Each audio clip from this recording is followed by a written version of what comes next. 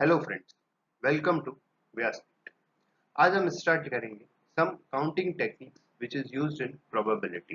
Probability में जो counting techniques use ली जाती है, जैसे फैक्टोरियल है, परमुटेशन है, कॉम्बिनेशन है, उनको हम समझेंगे। लेकिन उससे पहले हम ये देखते हैं कि लास्ट लेक्चर में हमने क्या पढ़ा था, तो उसकी एक शॉर्ट समरी मैं आपको समझा देता हूँ।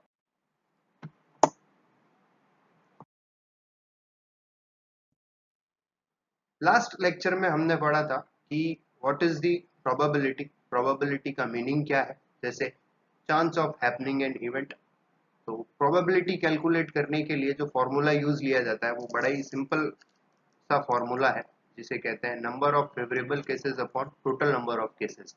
जितने भी फेवरेबल केस होते हैं उस चीज से रिलेटेड, वो से divided by number of cases. फिर इवेंट किसी भी एक्सपेरिमेंट का जो आउटकम होता है उसे हम क्या कहते हैं, इवेंट कहते हैं। और इवेंट्स फॉलोइंग टाइप्स के होते हैं, सिंपल एंड कंपाउंड इवेंट होता है, म्यूचुअली एक्सक्लूसिव इवेंट होता है, डिपेंडेंट इंडिपेंडेंट इवेंट होता है, एग्जॉस्टिव इवेंट होता है और ओवरलैपिंग इवेंट होता है। तो सिंपल इवेंट वो होता है जिसका सिंगल आउटकम होता है, कंपाउंड जिसमें एक से ज्यादा हो, म्यूचुअली एक्सक्लूसिव जो दूसरे इवेंट को होने से रोकता है, जैसे टॉसिंग ऑफ अ कॉइन, एक डायस फेंका तो 6 आने की probability. These all are the mutually exclusive event. Dependent जो एक दो इवेंट जब होते हैं और एक इवेंट की प्रोबेबिलिटी दूसरे इवेंट की प्रोबेबिलिटी को इफेक्ट करती है तो वो डिपेंडेंट होता है, और जब नहीं करती है तो वो इंडिपेंडेंट होता है। एग्जॉस्टिव इवेंट जब टोटल नंबर ऑफ केसेस और आउटकम्स जो होते हैं, पॉसिबल आउटकम्स, वो एक होते हैं। और ओवरलैपिंग जब दो इवेंट के पार्ट साथ में होता है तो उसे हम ओवरलैपिंग इवेंट कहते हैं। Now let start with this topic. इस लेक्चर को स्टार्ट करते हैं। उसके लिए अब हम ये देखते हैं कि तीन तरह की टेक्निक्स हैं प्रोबेबिलिटी में काउंटिंग करने के लिए। सबसे पहली जो टेक्निक है वो है factorial, then permutation and then combination. तो वन बाय वन करके अपन इन तीनों टेक्निक्स को समझेंगे। जो अब हम क्वेश्चन सॉल्व करेंगे तो ये टेक्निक्स हमारे बहुत काम आएंगी। तो फर्स्ट इज फैक्टोरियल। फैक्टोरियल को हम जब डिनोट करते हैं तो ऐसे डिनोट किया जाता है फैक्टोरियल को। और फैक्टोरियल कुछ नहीं होता है, is the product from 1 to positive integer up to n। जितने नंबर भी दिए हुए हैं उसका मल्टीप्लीकेशन, प्रोडक्ट मींस मल्टीप्लीकेशन, उसी को हम क्या कहते हैं, फैक्टोरियल कहते हैं। जैसे 6 फैक्टोरियल, अगर 6 फैक्टोरियल को सॉल्व करना है तो क्या करना होगा, 6 को 1 तक मल्टीप्लाई करना होगा। It will be the value of factorial. 6 into 5 into 4 into 3 into 2 into 1. This will be the factorial 6. So 6 into 5 into 4 into 3 into 2 into 1. It is the 6 into 5 into 4 into 3 into 2 into 1. It is the 720. So the value of factorial 6 is 720. Factorial को आप अच्छी तरह समझ लें, क्योंकि आगे वाली जो दो टेक्निक्स है, परमुटेशन एंड कॉम्बिनेशन, उसमें भी जो है वो फैक्टोरियल यूज होता है। जैसे फैक्टोरियल 9 को कैसे सॉल्व किया जाएगा, फैक्टोरियल 9 को 9 into 8 into 7 into 6 into 5 into 4 into 3 into 2 into 1। तो 9 into 8 into 7 into 6 into 5 into 4 into 3 into 2 into 1। It is the 3,62,880. It is the value of factorial 9. Now factorial 5. What is the value of factorial 5? सोचें, just think about the factorial 5 value. Yes, you are correct. That is 5 into 4 into 3 into 2 into 1. So 5 into 4 into 3 into 2 into 1. It is the 120 is the answer of factorial 5. Then 10. What is the value of factorial 10? 10 into 9 into 8 into 7 into 6 into 5 into 4 into 3 into 2 into 1. 10 into 9 into 8 into 7 into 6 into 5 into 4 into 3 into 2 into 1. That is the 3628800. So this is the value of factorials and in this way factorial is calculated. इस प्रकार से हम factorial को calculate करते हैं और आप देख रहे हैं कि factorial को लिखते कैसे हैं. जब किसी भी नंबर के आगे जैसे मैंने कह दिया कि 3 factorial, तो अब 3 factorial का क्या होगा 3 into 2 into 1. This is the value of 3 factorial. तो ये अच्छे से समझ लें और आगे जब हम परमुटेशन और कॉम्बिनेशन करेंगे तो यही फैक्टोरियल यूज आने वाला है. Now second is permutation. Permutation का मतलब होता है कि जब बहुत सारे ऑब्जेक्ट्स होते हैं हमारे पास और एक डेफिनेट ऑर्डर में जब उन ऑब्जेक्ट्स को जमाना होता है, अरेंज करना होता है एक ही टाइम पर, तब हम परमुटेशन को यूज लेते हैं. और जो टोटल ऑब्जेक्ट्स होते हैं उनको कहते हैं अपन एन, और जितने ऑब्जेक्ट्स लेकर हमें उनको अरेंज करना होता है that is r. For example, how many words can be formed by letter of the word triangle. अब एक वर्ड है ट्राइंगल. अगर आपको ये बोला जाए कि ट्राइंगल में जो लेटर्स हैं इनको यूज लेके आप कितने वर्ड्स बना सकते हो, तो क्या आप ऐसे काउंट कर सकते हो मैन्युअली? सोचे. ट्राइंगल लेटर्स है TRIANGLE 1 2 3 4 5 6 7 8 8 लेटर्स हैं. ये 8 लेटर्स है 1 2 3 4 5 6 7 8. क्या इन 8 लेटर्स को यूज लेके अपन कितने वर्ड्स बना सकते हैं या बता सकते हैं? बताएं. मैन्युअली नहीं बता सकते, नॉट पॉसिबल. तो उसके लिए हमें किसकी जरूरत पड़ती है? काउंटिंग मेथड्स की जरूरत पड़ती है. और जब काउंटिंग मेथड्स की जरूरत पड़ती है तो परमुटेशन एक ऐसा काउंटिंग है जब बहुत सारे ऑब्जेक्ट्स होते हैं. जैसे ये ट्राइंगल लेटर्स है तो 8 ऑब्जेक्ट्स हैं, अब इनको अरेंज करना है हमें, तब हम क्या यूज लेंगे? परमुटेशन यूज लेंगे. परमुटेशन यूज लेने के तरीके बाय टेकिंग ऑल लेटर्स, सारे लेटर्स को यूज लेते हुए, taking 3 letters at a time, एक बार 3 लेटर को यूज लेते हुए, and starting with t and ending with e. Start letter जो वर्ड है वो टी से स्टार्ट होना चाहिए और खत्म ई पे होना चाहिए. तो इसके लिए हमारे पास जो फॉर्मूला है, formula for permutation is this: NPR equals two factorial n upon factorial n minus r. This is the factorial. ये फैक्टोरियल लगा हुआ है जो अभी हमने जस्ट इससे पहले किया है. अब meaning of n is 8 and r arrangement bye taking all और ऑल, सम और ऑल ऑब्जेक्ट्स. इस एग्जांपल में समझाते हैं n का मतलब क्या है और r. जैसे ट्राइंगल वर्ड है TRIANGLE 1 2 3 4 5 6 7 8, n equals to 8. In first case by taking all letters, तो r means 8. r का मतलब क्या है? Arrangement by taking some or all objects, तो r equals to 8. In second case में taking 3 letters, तो n equals to 8 and r equals to 3, क्योंकि 3 letter ही हमको लेना है.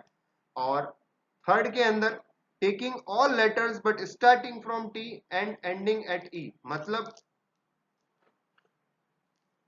टी से ही स्टार्ट होना चाहिए और ई पे ही खत्म होना चाहिए. मतलब हम कितने लेटर्स को चेंज कर सकते हैं? इन लेटर्स को हम चेंज कर सकते हैं. मतलब 1 2 3 1 2 3 4 5 और 6. दैट मीन्स यहाँ n तो 8 हुआ बट r क्या हुआ?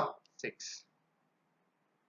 This is the method in which we can calculate permutation. और ये फॉर्मूला है परमुटेशन का, n factorial n upon factorial n minus r. और सबसे इंपॉर्टेंट ये होता है कि हम ये देखें कि n क्या है और r क्या है. आगे बढ़ते हैं. अब हम इसको कैलकुलेट करते हैं. तो अगर हम फर्स्ट वाला पॉइंट कैलकुलेट करते हैं कि जिसमें वो कह रहा है कि bye taking all letters means n equals to 8 and r equals to 8, so NPR means 8p8. Now how we will find 8p8? This is the formula for finding. So NPR equals to factorial n upon factorial n minus r. So in this way you can delete this. Factorial can also be written like this. Now factorial 8 upon factorial 8 minus 8. This is, and remember that factorial 0 equals to 1. Factorial 0 की जो value होती है वे क्या होती है 1 होती है. तो factorial 8 into 7 into 6 into 5 into 4 into 3 into 2 into 1 divided by 1. तो 8 into 7 into 6 into 5 into 4 into 3 into 2 into 1, that is 40,320 times we can write this letter triangle. So this is the first part. In second part, that is n equals to 8 and r equals to 3. In this way, npr means 8p3. It can be written as 8 and 8 minus 3 factorial, that is 8 factorial upon 5 factorial. So 8 into 7 into 6, and here I can write 5 factorial upon 5 factorial. 5 factorial can be cancelled, and 8 into 7 into 6, it is 336 times we can write triangle by taking 3 words. And now the third point आप खुद करें, देखें, इसको मैं बता देता हूं और आप इसका आंसर जरूर कमेंट बॉक्स में दें. एक चीज और है, इस लेक्चर के एंड में मैंने एक worksheet test your knowledge assignment के नाम पे दे रखी है, उसको आप सॉल्व करें और उनको कमेंट बॉक्स में, उसके लिए आप लास्ट में जाके पूरा लेक्चर समझने के बाद इस लेक्चर से रिलेटेड कुछ क्वेश्चंस दे रखे हैं, उनको सॉल्व करके आप कमेंट बॉक्स में आंसर दें. और इसको कैसे सॉल्व करेंगे, दो ही है, मतलब 8p6. क्यों? क्योंकि ट्राइंगल में 1 2 3 4 5 6 इन वर्ड्स को ही छेड़ना है, t और e को हमें नहीं छेड़ना है. तो this is the permutation.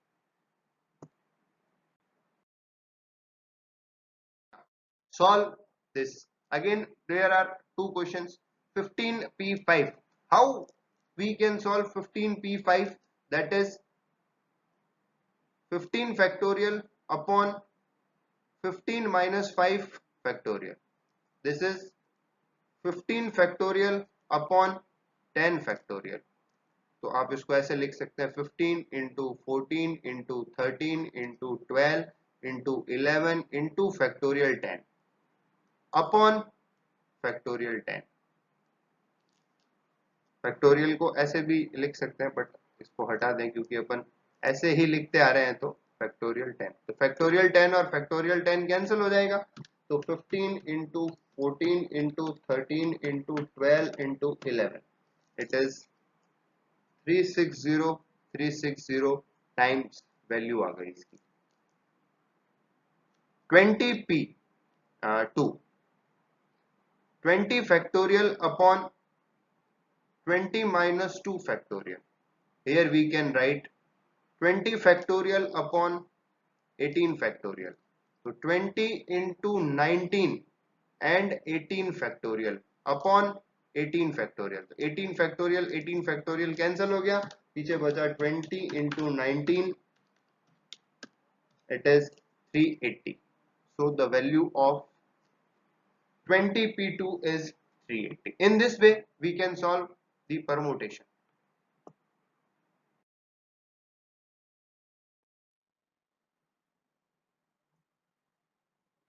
Now एक प्रॉब्लम और सामने आती है, एक केस और आता है जब हम परमुटेशन को सॉल्व करते हैं कि जो ऑब्जेक्ट्स हमारे पास अवेलेबल है वो सिमिलर नेचर के हो जाएं. तब उस केस में क्या किया जाएगा. जैसे ट्राइंगल था, अभी हमने वर्ड लिखा था ट्राइंगल, इसमें कोई भी सिमिलर वर्ड नहीं था, मतलब कोई रिपीट नहीं हो रहा था. लेकिन अगर वर्ड कोई रिपीट हो गया तो हम क्या करेंगे, ये फॉर्मूला यूज लेंगे. npr equals to factorial n factorial p factorial q factorial r. p is the similar article जो है 1, q भी सिमिलर आर्टिकल और r भी सिमिलर आर्टिकल. मतलब हो सकता है 2-3 आर्टिकल हो जो सिमिलर हो, 2-3 ऑब्जेक्ट्स हो जो बार बार आते हो. For example statistics. Now see this word statistics. अब आप स्टैटिस्टिक्स को कितनी बार लिख सकते हैं? तो अब स्टैटिस्टिक्स में क्या हो रहा है? S S T A T I S T I C S.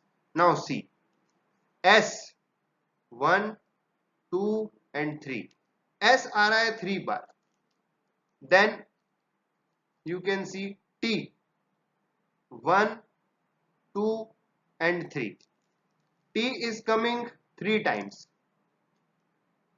and you can see I 2 times, तो I आ रहा है 2 times।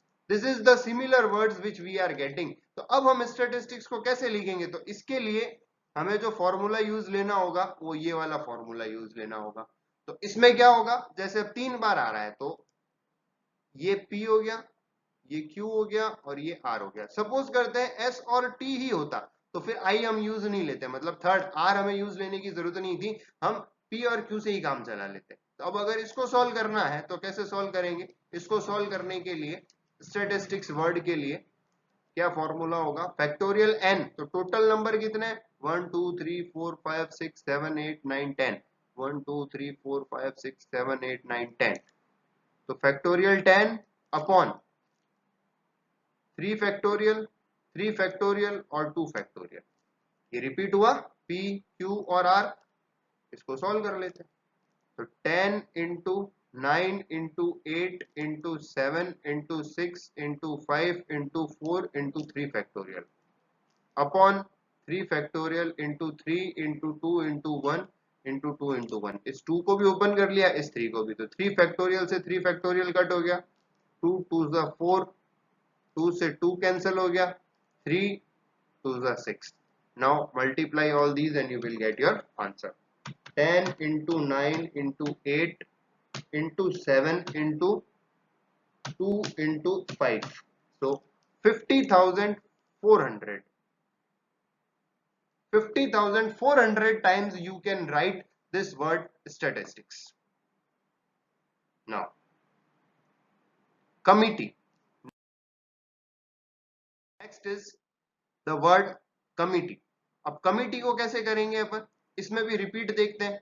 रिपीट हो रहा है एम एम टी टी और ई ई, मतलब एम 2 टाइम्स रिपीट हो रहा है, टी भी 2 टाइम्स रिपीट हो रहा है और ई भी 2 टाइम्स रिपीट हो रहा है। सो ये P, ये Q और ये R। so in this way, और N 1 2 3 4 5 6 7 8 9 means 9 factorial upon 2 factorial, 2 factorial and 2 factorial। please give answer in comment box and same आप लोग ये बनाना वाला भी सॉल्व करें और आंसर मुझे कमेंट बॉक्स में बताएं। आंसर इन कमेंट बॉक्स कि बनाना वर्ड को हम कितनी बार लिख सकते हैं। Now combination, same just like permutation, there is another counting technique which is known as combination। अब कॉम्बिनेशन में क्या होगा? जैसे परमुटेशन में क्या होता है, अरेंज करते हैं ऑब्जेक्ट्स को, वैसे ही यहाँ पर भी हमें क्या करना है? ऑब्जेक्ट्स को अरेंज करना है कॉम्बिनेशन में। बट परमुटेशन में क्या होता था? एक डेफिनेट ऑर्डर होता था, यहाँ किसी भी डेफिनेट ऑर्डर होने की जरूरत नहीं है। और सेम यहाँ पर भी n होगा, n means number of items, और कितने आइटम्स को लेके हम अरेंजमेंट कर रहे हैं, that is the R। For example, out of the 4 books A, B, C, D, how many combination can be made by taking 2 books at a time? 2 books लेकर हम कितने कॉम्बिनेशन बना सकते हैं? तो let us do it manually, क्योंकि छोटा है तो हो जाएगा। A B, A C, A D, then B C, B D और C D. 6 combinations can be made. यही काम हम फॉर्मूले से भी कर सकते हैं, लेकिन क्योंकि ये बहुत छोटी प्रॉब्लम थी और बहुत छोटे ऑब्जेक्ट्स थे जिसको हमें अरेंज करना था, तो हमने मैन्युअली कर लिया। But this can also be done through the formula NCR equals two factorial n upon n minus r factorial और r फैक्टोरियल। सेम यहाँ पर वही मीनिंग है n और r का जो परमुटेशन में था। परमुटेशन में क्या मीनिंग था? परमुटेशन में भी n का मतलब होता था टोटल नंबर ऑफ आइटम्स और r का मतलब होता था कि कौन कितने आइटम्स लेके हमें अरेंजमेंट करना है। तो यहाँ पर भी सेम है, n का मतलब है नंबर ऑफ ऑब्जेक्ट्स और R का मतलब है कितने ऑब्जेक्ट्स लेके हमें इसको सॉल्व करना है। इसको हम इससे भी सॉल्व कर सकते हैं, जैसे n equals to 4 and R equals to 2। तो इसको हम कैसे सॉल्व कर सकते हैं? NCR मतलब 4C2 equals to 4 factorial upon 4 minus 2 factorial or 2 factorial. Here you can write 4 into 3 into 2 into 1 upon 4 minus 2 2 factorial, 2 into 1 into 2 into 1, 2 into 1 2 into 1 cancel, 2 to the 4, 2 into 3 6, 6 objects हम बना सकते हैं. Now let us see in another example. In how many ways can a cricket team of 11 players be chosen from 15 cricketers? अब 15 cricketers हैं हमारे पास और हमें team बनानी है. A specific player is always to be included. अगर हर specific player को रखना ही है, हमें एक प्लेयर को रखना ही है, इसका मतलब कि जो टोटल नंबर है n 15, उसमें से एक माइनस हो जाएगा क्योंकि उसको तो हमेशा ही रखना है. और 10 लोगों 11 लोगों की टीम होती है, 11 प्लेयर्स होते हैं. There are 11 players in a cricket team. उस 11 में से एक तो हमेशा रहेगा, इसका मतलब आर भी क्या हो जाएगा? 11 माइनस 1 10. तो फर्स्ट केस में 14C10, इसको कैसे सॉल्व करेंगे? 14 factorial upon 14 minus 10 factorial and 10 factorial. तो यह हम लिख सकते हैं 14 into 13 into 12 into 11 into 10 factorial upon 14 minus 10, 4 into 3 into 2 into 1 into, ये बीच में into होता है, 10 factorial. तो 10 factorial से 10 factorial कट हो जाएगा. 2 6 are 12, 3 2 are 6, 2 2 are 4, 2 7 are 14. तो 17, 13 into 7 it is 91. 91 वेज में हम क्या कर सकते हैं? उस क्रिकेट टीम को बना सकते हैं. In same way a specific player is not to be included in the team. इसका मतलब टोटल n 15 है, इसमें से 1 माइनस कर दो क्योंकि एक प्लेयर को नहीं लेना है, तो 14 में से सेलेक्ट करना है. इस केस में हमें कितने में से? 14 में से. और सेलेक्ट कितने करने हैं? 11. सो 14C11. इसका आंसर आप मुझे कमेंट बॉक्स में देंगे. In same way, a bag contains 5 black, 3 white and 2 red balls. State in how many ways can 3 balls are drawn at random. 3 ball. तो टोटल बॉल्स कितनी है?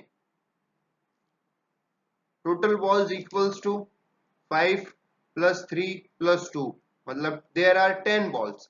10 में से 3 बॉल्स ड्रॉ करनी है. It means 10C3. So factorial 10 upon 10 minus 3 और factorial 3. 10 into 9 into 8 into 7 factorial upon 7 factorial into 3 into 2 into 1. 7 factorial cancel.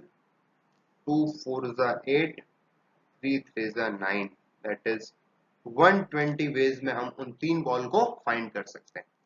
3 black balls are drawn. तो total black balls कितनी है? टोटल ब्लैक बॉल्स 5 है. तो जो भी 3 बॉल्स आएंगी ब्लैक, वो 5 में से ही आएगी. तो n equals to 5, r equals to 3. So 5C3 factorial 5 upon 5 minus 3 factorial and 3 factorial. Please give your comment in the answer box. Sorry, comment box.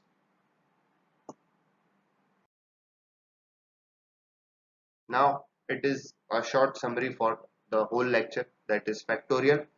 Factorial multiplication होता है जो भी नंबर दिया होता है. जैसे 5 नंबर दिया है तो 5 into 4 into 3 into 2 into 1. Permutation with a definite order, and this is the formula for permutation. NPR equals to n factorial upon n p factorial q factorial and r factorial. ये when objects are similar, and if objects are not similar, then NPR equals to factorial n upon n minus r factorial. If objects are similar, then we use this formula, and if objects are not similar, then we use this formula. Combination without any definite order, NCR equals to factorial n upon factorial n minus r factorial. Now in this way we can do the word combination. This is for your test knowledge. इस assignment कह दें, इसको assessment कह दें. इनको solve करके आप अपने आंसर कमेंट बॉक्स में दें ताकि आपको लेक्चर कितना समझ में आया है. कोई डाउट हो आप कमेंट बॉक्स में क्वेश्चन पूछ सकते हैं, व्हाट्सएप पे मुझे मैसेज कर सकते हैं. Thank you so much. Next lecture में मिलेंगे हम थ्योरम ऑफ प्रोबेबिलिटीज के साथ. तब तक के लिए थैंक यू सो मच.